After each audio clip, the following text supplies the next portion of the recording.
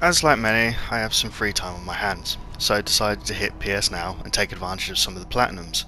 Control is one of them, and I was a very confused and yet weirdly satisfied first person adventure for myself.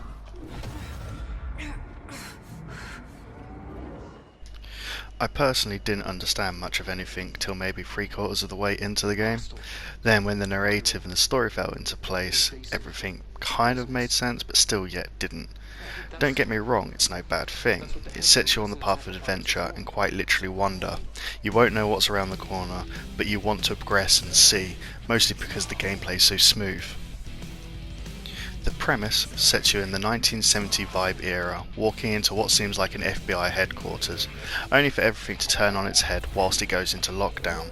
And that's as much as I'm going to give you on that, but I did get weird vibes of Half-Life, and there was a telekinesis game, I think called like Second Sight or something on PS2, with the telekinetic powers, and it was kind of like a cross between game.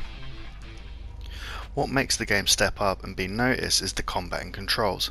It's a game with mild powers of which you can use telekinesis to pick things up and launch, or you may want to levitate, and that's just a few of the powers. You also get a handy living morphing pistol to mix styles up, and it all weirdly and refreshingly works.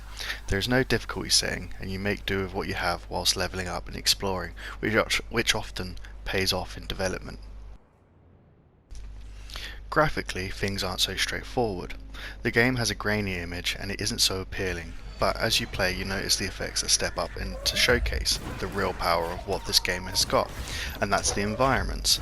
The physics as bricks crumble, the wood splinters and paper flies in battle is a real spectacle, and the lighting effects and dynamic used with some oddball leveling really brings out the design and feel of the game, and adds a real magic and amazement to what's being achieved.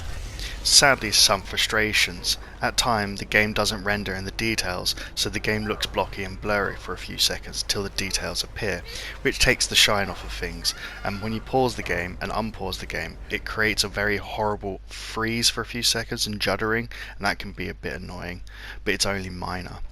More annoying is sometimes Heated Battles has the frame rate drop as the game struggled to cope with everything asked of it. Minor, but still noticeable and annoying nonetheless, mainly because the PlayStation's just not powerful enough to cope with what is being demanded from the game. The music in the game is fleeting but impactful when needed, giving more of an eerie foreboding to set the tone of this creepy survival undertaking you're on.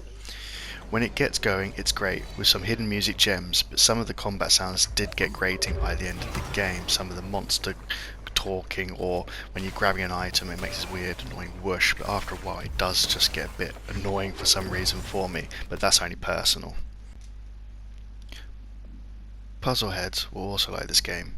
Nothing a bit of sleuthing and paying attention can't beat, but teasing enough to have you scratching your head.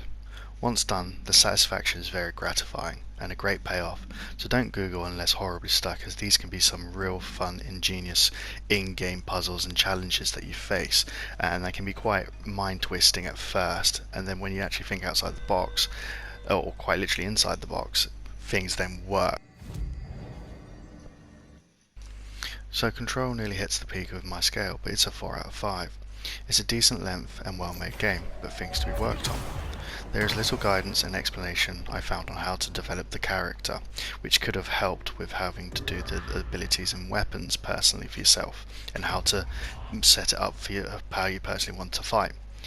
Some missions weren't as clear as should have been, like most of the missions you're given, or the map simply breaks as it won't show a few areas, so it can be a pain if a mission or fast travel is needed in those areas. Also, the enemies can be a bit unrobust and kind of walk towards you without much fight or cleverness, and that can be a bit off-putting because it takes you out of the game. Platinum hunters will enjoy a nice list of trophies with no missable or online issues to contend with, as the game is open-ended to clear everything you need, which is perfect for a trophy list, and nothing too awkwardly hard bar one or two niggly boss fights. The poster comes down and there's nothing there. It's just the cell and death. I was wrong. There was never anything there. If you like the video, like, subscribe and give me feedback.